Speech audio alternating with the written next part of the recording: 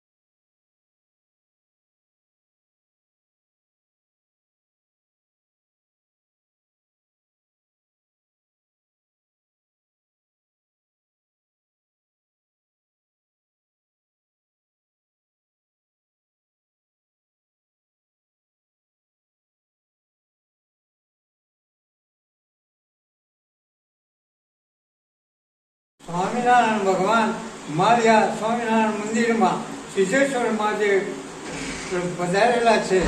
ત્યાં આજે દરેક જગ્યાએ શ્રાવણ મહિનાનો પહેલો સોમવાર છે। દરેક હરિભક્તો દરેક જગ્યાએ જાય છે। તો આજે સ્વામિનારાયણ મંદિરમાં સિદ્ધેશ્વર મહાદેવની પૂજા અર્ચના થાય છે।